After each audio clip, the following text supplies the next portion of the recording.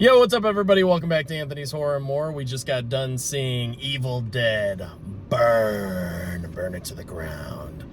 And we just thought we'd give our non-spoiler thoughts on the film. You know, this is our first time making a video together like this, and thought maybe we'd make it like a regular series. So we'll just keep it, you know, kind of quick and to the point. And babe, and we'll give our Letterboxd reviews at the very end too. But overall, what did you think of Evil Dead Burn? I thought it was awesome. Probably my second favorite in the franchise. Wow. Yeah. Wow. After Evil Dead 2 being my number one favorite. Very good. Okay. Yeah. And I enjoyed Evil Dead Rise. You weren't as big a fan of it. No. So we both went into here with kind of differing expectations, and this one definitely lived up to the hype for me. I thought it was fantastic. Wow, very good, very good. What about you? My overall thoughts, yeah, I thought it was great. I really did.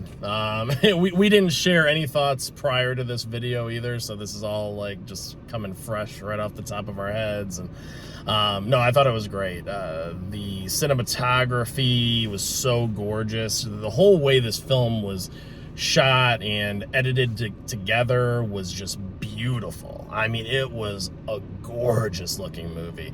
Definitely reminded me more of Evil Dead 2013 than Rise. I really just there's so many cool shots with the fire and the smoke and I mean, you know, I don't want to give too much away or anything, but there's just so much going on, you know, throughout.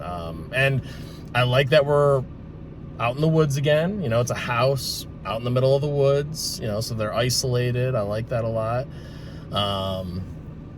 And yeah, all the performances were really good, and it definitely hit you emotionally too. Like, there were some good emotional moments in this film, like that kind of, once again, another movie that kind of goes into grief and trauma and all that kind of stuff, but I thought it was done very well. I know we've been getting a lot of that lately in horror movies, but I thought this film tackled it very well, because it's you know, some pretty sensitive subject matter, and that was another thing. This movie does not hold back at all. No.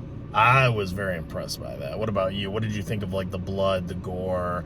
Did it live up to the hype of, this is the goriest movie of the year, it's gonna make you sick, you're gonna vomit in your seat? I mean, I'm pretty desensitized, but I mean, there is a lot of gross stuff. Like, one thing that comes to mind is Lee Cronin's The Mummy. That was so gross that it was like too much. This one, however, was like the perfect amount of gross out type of gore and blood and carnage, and I was just eating it up. I was like, yes, I couldn't wait for all the blood and dismembering and everything to begin. Oh yeah. I agree. I mean, there were honestly some of my favorite like bits of gore and stuff were right at the very beginning. Yeah, there's some really cool stuff with the opening. Yeah, the opening was awesome. Like, it really let you know, like, okay, this is what you're in store for. Like, here's a taste. Yes, so good. And who would you say your favorite character was? It actually became Alice, our leading lady. She had quite the arc, and I think that she was like an awesome final girl by the end of the movie. She was badass. She really was. I was impressed, because at first, when they're in, you know, in the club at the very, very beginning and stuff, I'm like, I don't know, she seems a little, but then when you get to know her more and you kind of see some of her background history, you know, with her and her husband and all that stuff, and you're like, okay, there's, you know, more there for sure. So I dug that.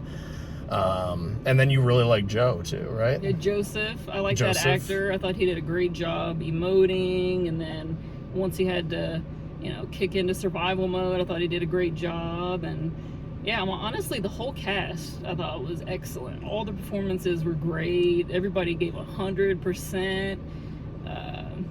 Yeah, I thought the writing was great too. Like, it was a really a good story, and like the family dynamic was very believable and intense. Yeah. And this was a very mean movie, I'll say that. There were some, it went to places that I didn't think it would go, and I was like, wow, okay, look at this is good, you know. I'm like, it kind of shocked me in a couple areas where I was like, Yeah, I was just kind of surprised that they went there, but I'm happy that they did. I mean, it's a horror movie. You know, it should go there. So that was cool. Yeah, and I love the dad character too. That actor killed it. He was very menacing. All their like glowing eyes and stuff too. So cool. Love that effect. Yeah. Yeah. No. So overall, yeah, you really loved it. Sounds like that's gonna be a pretty high score coming up here. Yeah, it's definitely one of my top favorite movies of the year so far. Like up there with Send Help. Wow. Okay. Yeah. Which is fitting because Sam Raimi and Evil Dead, you know. Got a little... True. That's very true. And there was a lot of Sam Raimi isms in this movie too, and he was an executive producer, right? Bruce Campbell was involved as and well. He was a producer as well. Mm-hmm. Yeah, so you had the whole family in there, like you said at the end, because then Lee Cronin was also, I think, a producer or something too. Yeah. He was the only one missing was Fede Alvarez. I know, he was like, even though I was getting a little bit of Fede Alvarez vibes in this movie too, I really was. But we wanted to say too, definitely stick around for the mid-credit and post-credit scenes. They're worth it. And before we give our Letterboxd reviews, is there anything else? Or Letterboxd scores? I did want to shout out the director. I don't know his name, but you could definitely feel that French horror influence in like the editing, just the gore. You know, going in, this movie's like 2 hours long, and we were both kind of like, are we going to feel that? I did not. The editing was excellent. The pacing was great. It did not feel like 2 hours. It flew by to me. Like, I was never bored. It was like locked in the whole time. I agree. And it lives up to its name with Burn as well. I mean, there are some beautiful things going on with the fire and all that stuff in here, you know, without spoiling it. But God, man, I loved the way this movie looked. Me like too. This one, 2013, Evil Dead 2013 is my favorite Evil Dead movie. And I feel like this one fits so comfortably with that movie too.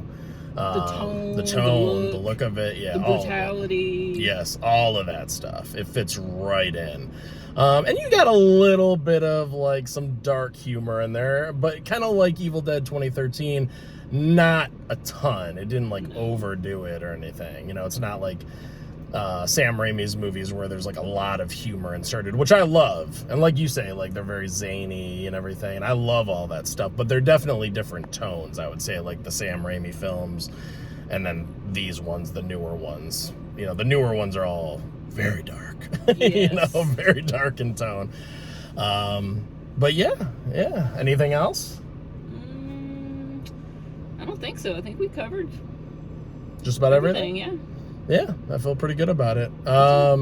So what is your Letterboxd score gonna be?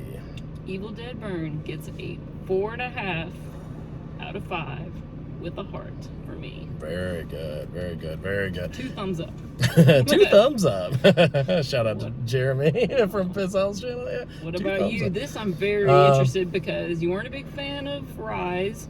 I know you rated that a little low. I did. So- I rated that one pretty low because I didn't like the apartment setting. It just didn't really feel very Evil Deadish to me in that way, and I don't know, but it was okay. I need to rewatch it. You know, I need to give it another watch because I only watched it that one time, you know, in the theater. So What about 2013? Did you give that 5 stars or? I'll have to go back and look. I'm not sure if I have it rated on Letterboxd yet.